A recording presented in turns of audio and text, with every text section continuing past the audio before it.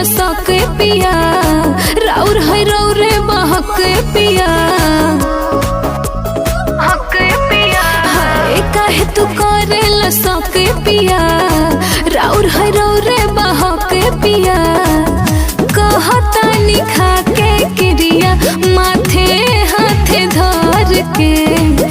कहता निखा के क्रिया माथे हाथे धर के पेटवा में चला टहलाई कावा ससुर के हकी नारी हार के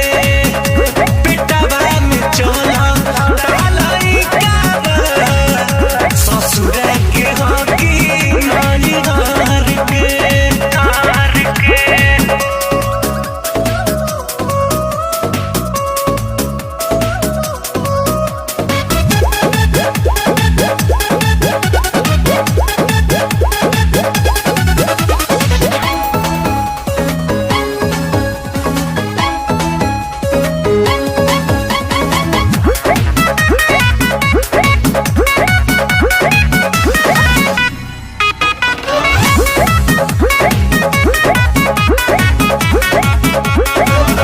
झूठे साचे अच्छा रंग लगाई जनिए राजा जी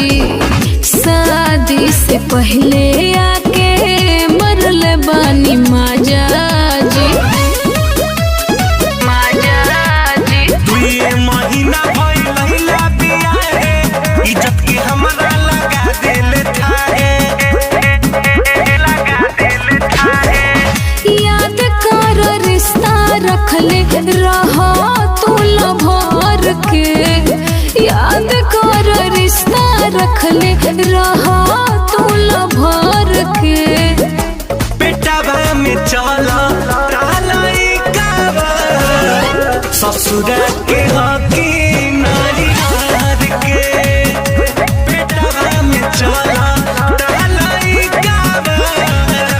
ससुर के हकी नारी हार के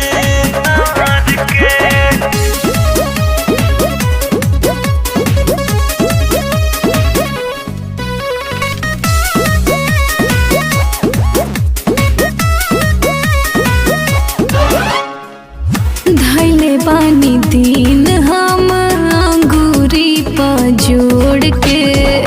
पहला बेर मिले आइला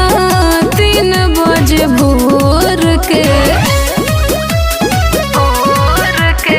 अरुण बिहारी संग भइल बा धोखा लइकी त खोजेली सजैसने मौका कहता पूछा दी हम रितेश से फोन करके कहता पूछा दे हम रितेश से फोन करके अरे पेटवा में चलता लइका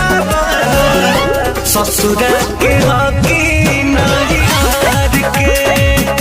पेटवा में चलता लइका ससुर के हकी नारी हार के। अरे पागल हम तो मजाक करत रहनी हम जानत नहीं कि तू हमार हो आई हो हमारा।